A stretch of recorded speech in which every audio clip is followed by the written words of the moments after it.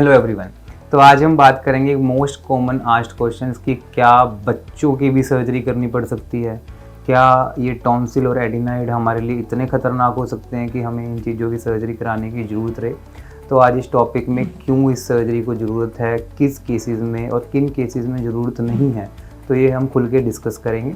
तो टॉन्सिल्स और एडिनॉइड्स हमारे एक वॉल लेयर रिंग का पार्ट होते हैं जो हमारे प्रोटेक्टिव इम्यूनिटी को बढ़ाते हैं, बट उनका इन्फ्लामेशन, उनका साइज़ हमारा नॉर्मल रेशो में रहता है।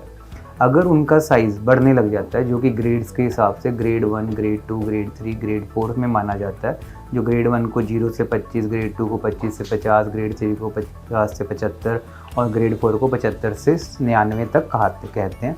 तो ऐसे केसेस में अगर हमारा ग्रेड 3 या 4 आ रहा है एक्सरे में, या फिर हमारे एग्जामिनेशन में डॉक्टर आपको बता रहा है कि वो ग्रेड ज़्यादा है और बच्चा बार बार सिक हो रहा है, हर 4 से 6 हफ्ते बाद उसको एंटीबायोटिक्स लेने पड़ रहे हैं, बार बार नज़ला हो रहा है, बार बार गला ख़राब हो रहा है, या रात को मुंह खोल के सो रहा है, या सोते सोते पैर हिला रहा है, या सोते सोते बार बार पेशाब आ रहा है, तो एक हिंट होता है कि कई बार वो एडिनॉइड्स और टॉन्सिल्स हमारा सांस भी रोकने लग जाते हैं, जिसको पीडियाट्रिक स्लीप एपनिया कहा जाता है। तो जो भी मेरे लिसनर्स हैं उनको प्लीज़ एक इसको अटेंशन में ज़रूर डालिए कि बच्चा रात को रेगुलरली मुंह खोल के, या उसकी ड्रूलिंग मुंह से थूक तो नहीं निकल रहा, या फिर स्नोरिंग तो नहीं कर रहा, तो उसको लाइटली मत लीजिए, वरना इवेंचुअली वो फ्यूचर में उसको एक बड़े एडल्ट स्लीप एपनिया में कन्वर्ट कर देगा और ऐसे केसेस में फिर वो रिवर्सिबिलिटी डिजीज़ की कभी नहीं हो पाती जो बचपन में हम उसको ठीक करके कर सकते हैं। तो अगर आप अपने पीडियाट्रिशियन को बहुत बार दिखा चुके हैं, अगर आप उनको बहुत बार एंटीबायोटिक्स चेंज करके थक चुके हैं, तो एटलीस्ट अपने एक नियर बाय ENT सर्जन का ओपिनियन ज़रूर लीजिए। उनसे पूछिए कि और क्या हमारे पास विकल्प हैं। अगर आप कोई अच्छा नियर बाय ENT सर्जन नहीं ढूंढ पा रहे हैं तो नीचे दिए नंबर से हमसे ऑनलाइन कंसल्ट भी कर सकते हैं अगर आप दूर से हैं, और हमें आके मिल भी सकते हैं, उससे अच्छा कुछ नहीं रहता। तो क्या ये कोई कॉम्प्लिकेटेड सर्जरी है? देखिए, सन 2000 से पहले हमारे पास ब्लडलेस टेक्नोलॉजी की सुविधा नहीं थी। उस टाइम ये सर्जरी करने वाला इंसान भी बोलता था कि इसमें थोड़ा ब्लड चल सकता था, बट उस टाइम भी लोग ये सर्जरी कराते थे क्योंकि वो इस बात को समझते थे कि ये हमारी इम्यूनिटी को सारी उम्र के लिए कम कर रहा है और एक हमारे को दवाइयों के जाल में फंसा रहा है।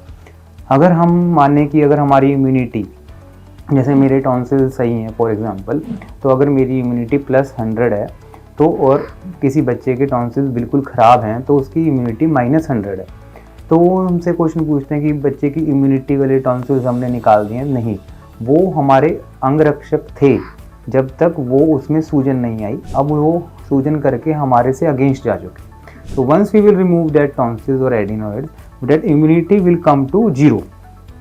तो उस बच्चे के लिए -100 से 0 आना इज़ लाइक उसको 100 गुना फ़ायदा मिलेगा उससे। लेकिन हम बोलें कि वो मेरे जितनी इम्यूनिटी तक कब तक आएगा, तो ये डिफरेंस हमेशा रहेगा, बट ये उस डिफरेंस से बहुत ज़्यादा है जो डिफरेंस से पहले वो जूझ रहा था। और -100 को अगर आज नहीं देखा जाएगा तो वो -200 भी होगा, -300 भी होगा। लेकिन वंस बच्चा 0 पे आ गया तो वो अपनी इम्यूनिटी से 20, 30, 40 एज़ पर वो कैसे एक्सरसाइज करता है, कैसा खाना करता है, तो 30-40% तक भी पहुंच जाता है, जो कि आपको खुद समझना चाहिए कि अगर हम अच्छी डाइट लेंगे, अच्छे एक्सरसाइज करेंगे, योगा करेंगे, तो एक्सरसाइज से इन चीज़ों से हमारी इम्यूनिटी बढ़ती है। तो ये हो गया हमारा क्वेश्चन की इम्यूनिटी के बारे में।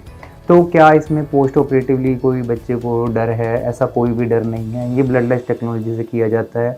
15 से 20 मिनट का टॉन्सिल का, 15 से 20 मिनट का ही एडिनॉइड का टाइम ड्यूरेशन होता है। इन आउट एनेस्थीसिया के साथ 1 घंटे में ऑपरेशन पूरा हो जाता है। अगर पेशेंट लोकल रहता है तो शाम तक भी छुट्टी कर देते हैं, बट मोस्टली एंटीबायोटिक देने के लिए हम पेशेंट को 1 दिन रुकने के लिए कहते हैं। उससे हमें IV एंटीबायोटिक का स्कोप मिल जाता है, उससे कोई भी हमारे पोस्ट ऑपरेटिव इन्फेक्शन का हमें चांस नहीं रहता। और पेन के लिए हम IV पेन किलर भी दे सकते हैं। बच्चे की डाइट जनरली आइसक्रीम रहती है 7 से 10 दिन के लिए, और ऐसे केसेस में एक फॉलोअप 10 डेज़ के बाद करके इस सर्जरी को क्लोज कर दिया जाता है।